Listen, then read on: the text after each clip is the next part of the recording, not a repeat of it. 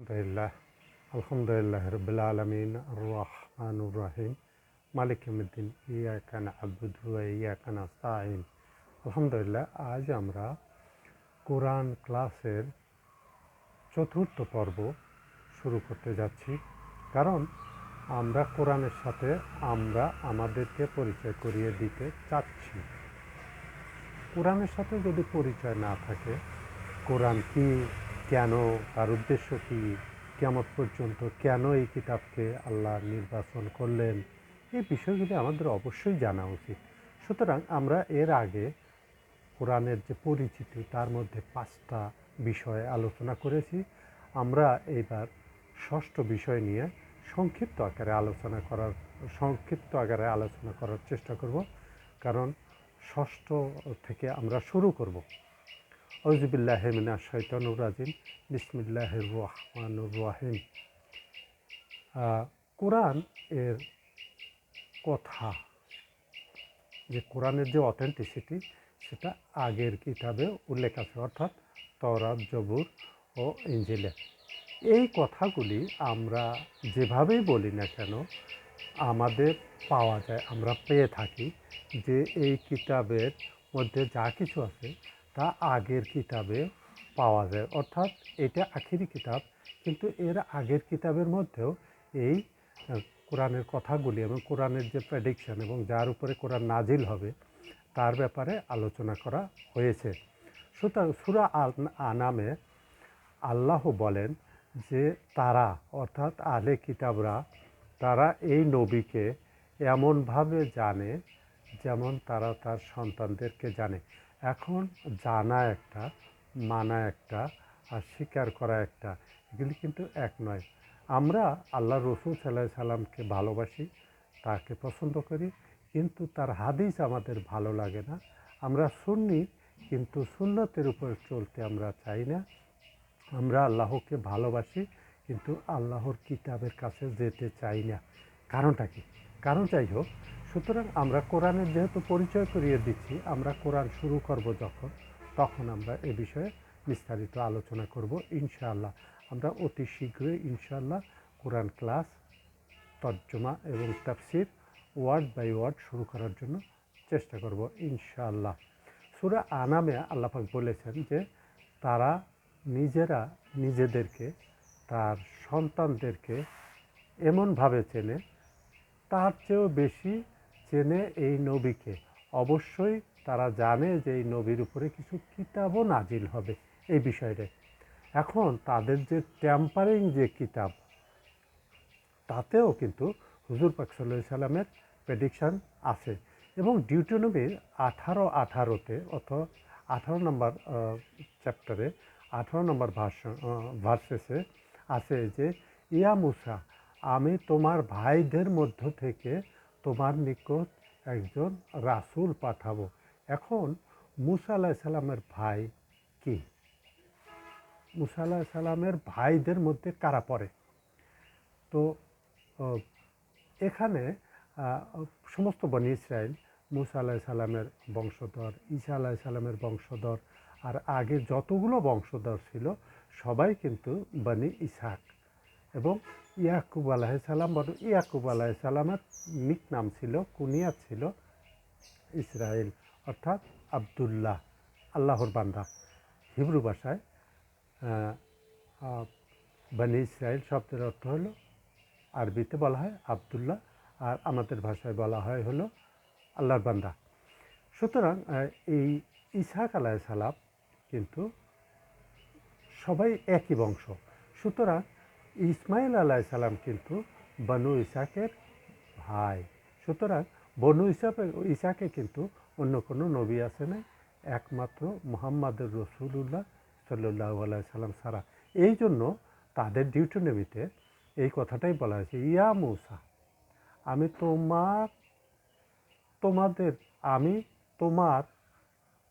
তোমাদের ভাই থেকে, মধ্য থেকে তোমার মতোই একজন রাসূল পাঠাবো। এখানে বনি ইসমাইলের কথা বলা হয়েছে, অর্থাৎ রাসূল সাল্লাল্লাহু আলাইহি সাল্লামের কথা বলা হয়েছে। অনেকেই বলে ঈসা আলাইহিস সালাম, কিন্তু ঈসা আলাইহিস সালাম কিন্তু বনি ইসরাইলি ছিল, বনি ইসহাক ছিল, কিন্তু বনি ইসমাইল ছিল না। যে আমার আয়াত তেলাওয়াত করবে।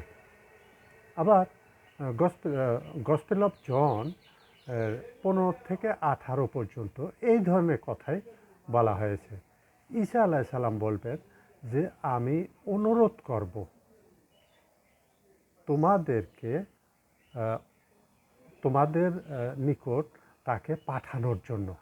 এখন তোমাদেরকে অনেক কথা আমার বলার ছিল, কিন্তু এই মুহূর্তে তোমরা সেটা গ্রহণ করার পরিবেশ তোমার কাছে নাই।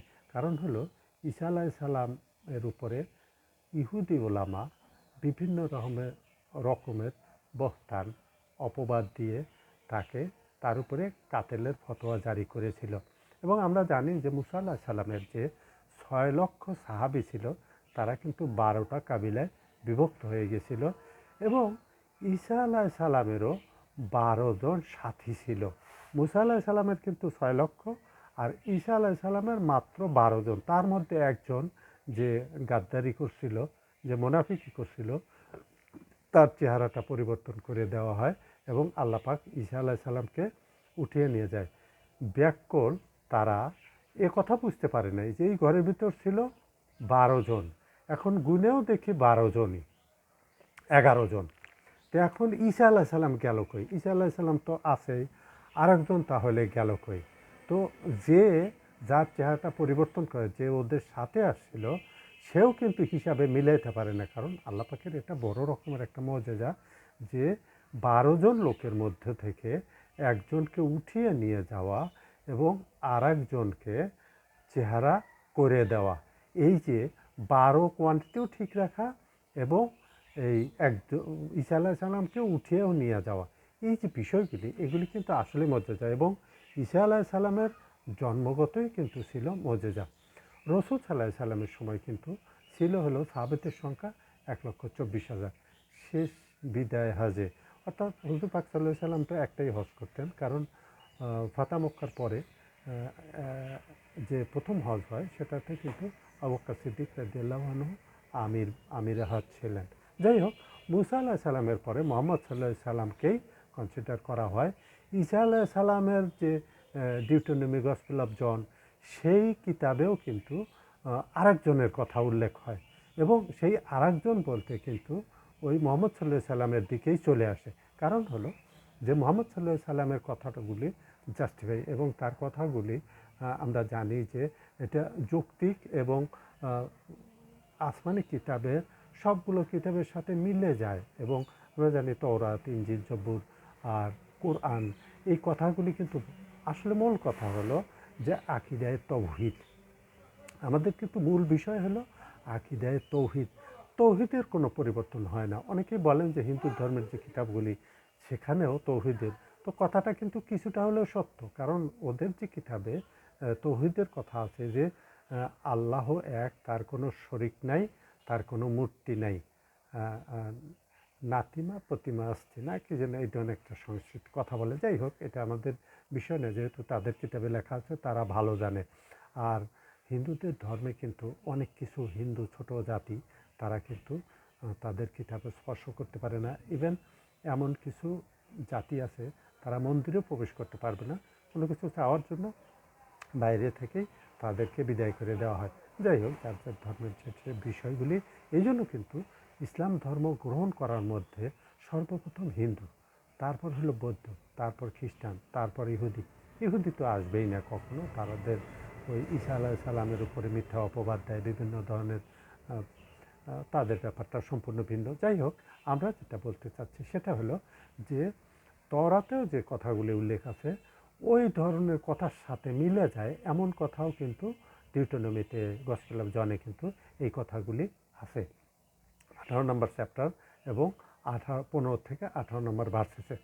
সুতরাং বনি ইসরায়েলদের মধ্যে মুসা আলাইহিস সালামের পরে ঈসা আলাইহিস সালাম হয় না, কারণ ঈসা আলাইহিস সালাম নিজেদের মধ্যে হয়, কিন্তু ভাইদের মধ্যে বনি ইসমাইলি হয়, বনি ইসহাক নয়। সুতরাং আমরা এই বিষয়ে স্পষ্ট যে ভাইদের মধ্য থেকে বনি ইসমাইল, এবং বনি ইসমাইলের ভিতর থেকে একমাত্র হুজুর পাক সাল্লাল্লাহু আলাইহি সাল্লামকেই কনসিডার করা যায়। 7 নম্বর যে বিষয়টা, আমরা এটা হলো 6 নম্বর বিষয়ে আলোচনা করলাম যে কোরআন পাকের সাথে পরিচয় করিয়ে দেব আমরা নিজেদেরকে। আরবিতে কোরআন নাজিল হয়, আজ পর্যন্ত ভাষাগত কোনো পরিবর্তন হয়নি। কারণটা কি? কারণ হলো কোরআন এমন একটা ভাষায় নাজিল হয়েছে যেটা যারা আরবি ভালো বোঝে তারা ভালো বলতে পারবে। এবং আলহামদুলিল্লাহ আমিও অনেক দিন আরব দেশের আশেপাশে ছিলাম, তো আলহামদুলিল্লাহ আরবি বিভিন্ন ভাষায় মোটামুটি একটা ধারণা আছে। তো যতটুকু বুঝতে পারি যে এই কোরআন যেখানে নাজিল হয়েছে সেই আরবিটা আসলে আরব দেশের মূল আরবি, যেটাকে বলা হয় হলো রুট অফ ল্যাঙ্গুয়েজ। তো এই মূল আরবি থেকে এবং কোরআনের যে ভাষাগুলি সেগুলি একজন শিক্ষিত বুঝতে পারবে, একজন মূর্খ বুঝতে পারবে, যে কোনো লোক এই ভাষাটা বুঝতে পারবে। প্রতিটি কিতাবেও কিন্তু লেখা থাকে যে অন্তত 5-10 বছর অথবা 1 বছর 2 বছর যখনই এডিশন, ইভেন 50-100 বছর পরেও যদি এডিশন হয়, লেখা থাকে যে এখানে যদি কোনো পরবর্তী যদি ভুল ত্রুটি থাকে, ভাষাগত কোনো অমিল থাকে, তাহলে পরবর্তী এডিশনে এটা ঠিক করে দেওয়া হবে। আর এই কোরআন এমন একটা কিতাব যার ভাষাগত কোনো পরিবর্তন নাই, কোনো ভুল নাই, এই কথাটা আর কি। সূরা ইউসুফের প্রথম দিকে আল্লাহ পাক বলেছেন যে ইন্না ইন্না জাআল্লাহু কোরআন আরাবিয়া লাআল্লাকুম তাকিলুন, আমি এই কোরআন নাজিল করেছি আরবিতে এবং এর যাতে এরা চিন্তা ফিকির করে, লাআল্লাকুম তাকিলুন। এই যে আরবিতে নাজিল করে, আরবি ভাষাটা এবং আরবি ভাষার যে বিভিন্ন রকমের আমরা যেটাকে বলি আঞ্চলিকতা আছে, অর্থাৎ ডায়ালেক্ট আছে আমরা যেটাকে বলি আর কি, সেই বিষয়গুলি লক্ষ্য করলে দেখা যায় যে সৌদি আরবের ভিতরেও বিভিন্ন অঞ্চলে বিভিন্ন রকম ভাষাগত ডিফারেন্স আছে। বিশেষ করে মিশরে, এস্কেন্দারি, মানসুরিয়া এই এলাকাগুলিতে কিন্তু ভাষাগত অনেক পার্থক্য আছে। লেবনান, সিরিয়া আমরা জানি বেশ কিছু ভাষাগত পার্থক্য আছে। তো আরবি এমন এক স্থানে থেকে শুরু হয়েছে এবং এমন স্থানে কোরআন নাজিল হয়েছে যেখানে আসলে মূল আরবি ভাষা, সেখান থেকে ভাষা শুরু হয়। আমরা জানি যে dictionary is the always authority. এখন ডিকশনারিতে যে কথাগুলি লেখা আছে সেগুলি কিন্তু মূল ভাষার থেকে নেওয়া হয়েছে। সুতরাং ডিকশনারি শুরু হয়েছে এই এলাকাগুলিতে, এই ওয়াদিয়া, এই সাহারা এলাকাগুলিতে এই শুরু হয়েছে যেখান থেকে কোরআন নাজিল হয়েছে। এবং আল্লাহ পাকের যেহেতু কালাম, আল্লাহ পাক ঠিকই জানেন কোন এলাকার কোন ডাইরেকশনে কোন ডাইলেক্টে কোরআন নাজিল করতে হবে, আল্লাহ পাক ভালোই জানে। আল্লাহ পাক আমাদের ব্যাপারে, যাই হোক, সূরা আম্বিয়াতে আল্লাহ পাক কিছু কথা বলছেন, সেটা হলো যে এই সেই কিতাব যার মধ্যে তোমাদের কথা উল্লেখ আছে, অর্থাৎ আগের যে উম্মতের কথা, এই কথাগুলি উল্লেখ আছে। আর আমরা জানি যে এই আগের যে উম্মতের যে কথাগুলি এগুলি কিন্তু তওরাত জবুর, অর্থাৎ এর আগের যে কিতাব এবং সুফাগুলি সেগুলিতেও কিন্তু উল্লেখ আছে। সূরা আম্বিয়াতে এই যে কিতাবগুলি সেখানে উল্লেখ আছে। কোরআনের ফসিহুল লিসান, আরবি ভাষায় কালাম, আরবি শেখায় আজনবী স্ববিরোধী কথা বলে। আসলে দেখেন, আমরা জানি যে কোরআনটা নাজিল হয়েছে আরবিতেই, কিন্তু এই আরবির কিন্তু মূল যে ডিসকাশন এবং আরবির ব্যাপার যে রিসার্চ গবেষণা, এগুলি কিন্তু আরবের লোক করেনি, কারণ তাদের দরকার নেই, দরকার পড়ে না। এবং এদের যে এই যে জেদ জবর পেশ, এটাও কিন্তু আরবদের দরকার পড়ে না। তারা জানে, বুঝতে পারে যে কোন শব্দের সাথে কোনটা যুক্ত হবে, আকার যুক্ত হবে, একার যুক্ত হবে, আর নাকি রস্যকার যুক্ত হবে।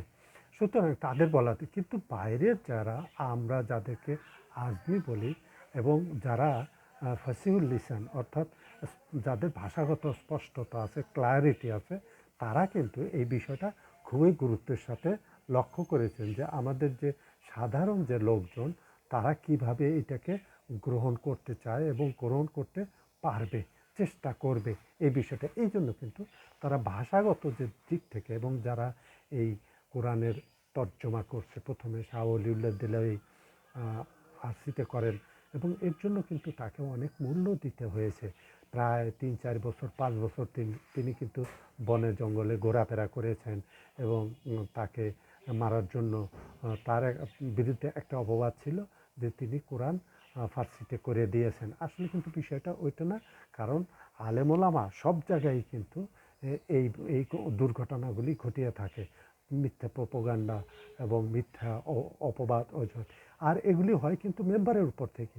আমরা জানি যে কোরআন হাদিসের কিছু কথা আছে, কিছু ভাষাগত বিষয় আছে যেখানে আমরা লক্ষ্য করতে পারি যে হুজুর পাক সাল্লাল্লাহু আলাইহি সাল্লামের মেম্বারে বসে হুজুর পাক সাল্লাল্লাহু আলাইহি সাল্লামের প্রিয় সাহাবী, তার আহলে বায়াত এবং তার খুবই ঘনিষ্ঠ তার যে অংশ বিশেষ তার জন্য এই